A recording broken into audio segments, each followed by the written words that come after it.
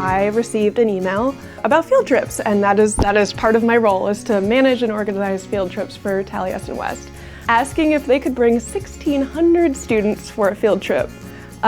Just to put that in perspective, we generally serve about that many students across the entire year. The Frank Lloyd Wright Foundation is the nonprofit organization committed to furthering Frank Lloyd Wright's legacy, as well as connecting people to the arts, architecture, and nature to improve their lives. We are also responsible for the preservation of Wright's two homes, his home Taliesin in Spring Green, Wisconsin, and his home Taliesin West in North Scottsdale. Within Cartwright District, because we have such an emphasis on preparing our students and our scholars to be successful in the real world, this year in particular, we identified that we had a need for a new partner to support our 6th grade scholars.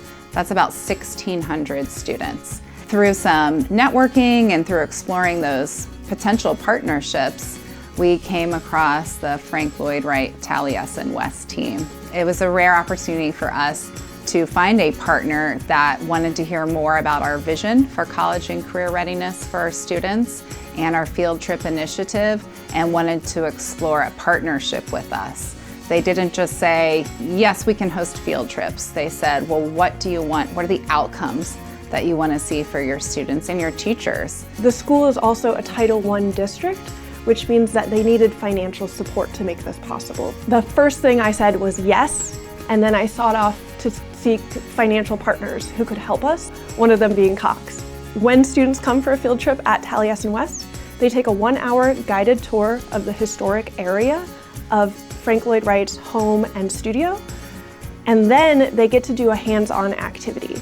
During this activity, they learn about change over time in technology, which is an important learning standard.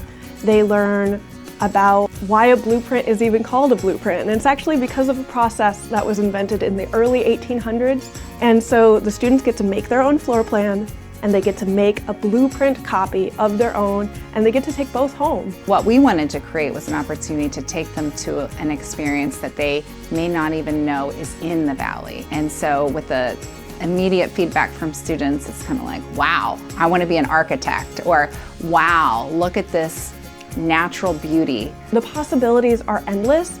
All things that are man-made were designed, and that's a job, and that could be a really cool job. We want them to kind of walk away thinking about the built environment and how that intersects with art and science and engineering.